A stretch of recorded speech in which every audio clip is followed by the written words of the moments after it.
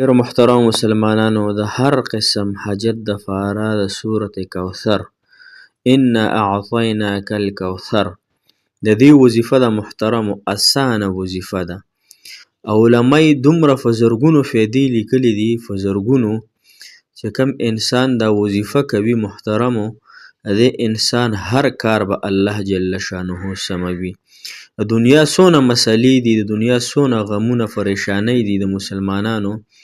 ټول په ټوله به الله جل شانه ختموي کو د واده مسله ده کو د محبت مسله ده کو د قرضونو ده دغه رنګي کور کې د جنگ جګړو ده او کو د قرض د فارچا وکړو د قرضونو به الله تعالی مهر لګي د ختمېدو د دې په برکت سره به الله تعالی تاسو په ژوندۍ کې برکتونه راولي کو د چا جنې واده نه کیږي د پیسو تنظیم نشته دا لک واده د پیسو تنظیم نشته دی یا محترم مسلمانانو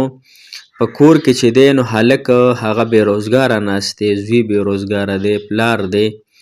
دغه رنګې مور کور کې بیماره ده بچی بیمار دی څومره چې ستاسو پریشانۍ دي د سورة کوثر په برکت سره به دا ټولو مشکلات نه الله تعالی تاسو ته اساني درکړي خو څوک امتحان کې کوي خو څوک د دوکان دپاره کوي خو څوک د ویزو دپاره کوي محترمو کو څوک چې دی نو هغه د زندګۍ د سهولیاتو دپاره کوي کو څوک د غلاګانو دپاره کوي یعنی د غلاګانو نه مې کور په امن کې شي څوک د کاروبار دپاره کوي د مالدارۍ دپاره محترمو د چا بچي نشته د هغې دپاره د چا کاروبار بند دی د هغې دپاره د چا دعاګانې نه قبلیږي د هغې د برکت دپاره او د چا محترم مسلمانانو وسوسې ورته راځي او دغه رنګې نور څونه ستاسو مسایل دي محترمو ټول په ټوله به الله جل شانه اسان کړي او داسې ځای نه به تاسو ته پیسو انتظام وکړي چې تاسو په وهم او ګمان کې به هم دا خبره نه راځي سورة کوثر دا د الله تعالی په کلام کې یو سورت دی محترمو کوثر ویلی کېږي ډېرې معنی دي خو یو خو دې ته هم ویلی کېږي چې دا په جنت کې یو حوض دی نو د هغې نه به ټولو مسلمانانو ته رسول الله مبارک اوبه ورکوي نورې هم ډېرې زیاتې معنی دي نن سبا د ودونو مسلې ډېرې زیاتې ګرانې دي غریب هلک دی یا جینۍ ده واده نه کېږي د وادې مسلې دي نو انشاءالله د دې په برکت سره به د هغوی مدد الله جل شانه وفرمایي د ان اعطیناک الکوثر محترم دا یو داسې برکتي وظیفه ده چې اولیاو په دې باندې ډېرې زیاتې تجربه خو ګوره په دې موږ نشو کولی دا خو د الله تعالی کلام دی چې کوم انسان په یقین سره وکړي د هغه انسان تمام په تمام حاجتونه الله جل شانه پوره کوي نو دا انشاءالله په خامخا دا وظیفه ځان دپاره شروع کړئ السلام علیکم ورحمة الله وبرکاته ډېر معزز او محترم او قابل قدر مسلمانان رونو خویندو هغه مسافر کم چې بهر وطنونو کې ژوند کوي الله جل شانه د ټولو مسافرو ډېرې خوشحالۍ ډېرې کامیابۍ د دنیا و آخرت نصیب کړي هغه نوجوانان چې زموږ غږ اوري اواز اوري الله تعالی دې نوجوانان له اوږده زندګي د صحت او عافیت والا ورکړي دا نوجوانان د الله تعالی په دنیا و آخرت کې کامیابه کړي د دنیا ټولې خوشحالۍ د الله تعالی دوی له ورکړي محترم نن زموږ وظیفه د سورة کوثر ده بسم الله الرحمن الرحیم انا اعطیناک الکوثر فصل لربک وانحر ان شانئک هو الابتر دا وظیفه ده محترم دا به څو پیرې تاسو وایي 129 مرتبه سره د بسم الله مطلب څنګه لومبی بسم الله ووایي به یو سل او یو کم 129 مرتبه به دا وظیفه وکړئ هره فیره به سره بسم الله وي مخکې به محترم مسلمانانو 2 فیرې درود شریف وي وروسته به هم 2 فیرې درود شریف وي کو درود ابراهیمی چې وي نو انشاءالله ډېر به د برکت والا وي دا وظیفه به ډېره انمول تحفه سازه شي دا وظیفه به ډېره ښکلې خزانه جوړه شي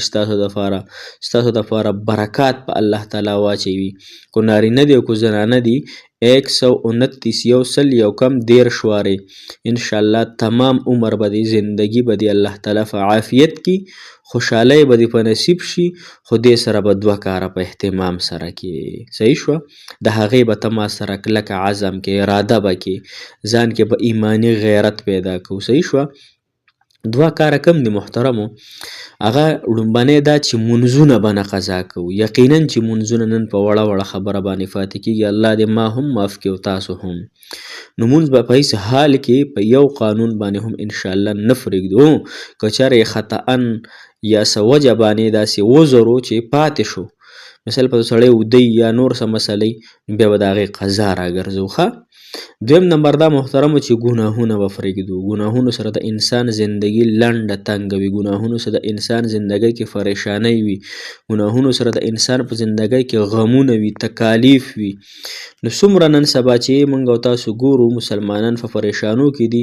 اکثر وجه دا ده چې یو خو مونځ نه کېږي، که مونځ کېږي په ټایم نه کېږي. دویمه خبره دا ده چې ګناهونه دومره عام شوي دي لکه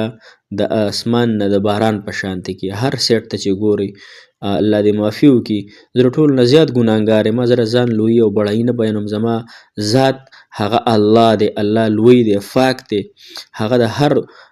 غیب نه چې دی نو محترم او پاک دی. زه بس یم، زما کار بس وي. لہذا ګناهونه به پرېږدو انشاءالله. یو ګناه به ورځ کې پرېږدو چې دا ګناه به نه کوم، ګانې به نه اورم، ټیک ټاک به نه کوم. کوه، ټیک ټاک هم کوه، فیسبوک هم کوه، یوټیوب هم کوه، خو لیکن دې باندې فحش څه مه ګوره، دې باندې ګانې بجانې مه ګوره، دې باندې نامحرمو سره کته لیده، دا ټول شیزونه انشاءالله دا به پرېږدو. چې کله هم دا پرېښوده، یقینا تاسو یو لس ورځې دا ګناهونه پرېږدوئ. یقینا چې د الله تعالی په محبت کې، د الله تعالی په اطاعت کې او په تقوا کې دومره برکت دی، دومره مزه چې د دنیا په ټولو لذتونو کې نشته. نه دا مزه په بیبي سره په جما کولو کې شته، نه دا مزه په نور محبتونو کې شته، کومه مزه چې په تقوا کې ده. او الله تعالی دې مو تاسو ته نصیب کړي. نو انشاءالله اراده به کوو ګناهونه به پرېږدو. څونه ګناهونه مونږ ورځ کې کېږي، یو ګناه به ځان ته رایادو، دا به پرېږدم، سبا به دا پرېږدم، سبا به دا پرېږدم، کلکه عزم ارادې سره او د الله تعالی په توفیق سره چې الله زه خو کمزور یم، خو ته ما دې ګناهونه په خپل فضل او لوی احسان سره بچ کړې. نو انشاءالله دغه طریقې سره دا وظیفه تاسو شروع کړئ. الله تعالی مو خوشحال لره، الله تعالی مو آباد لره، الله تعالی مو د دواړو جانو خوشحالۍ، کامیابۍ، کامرانۍ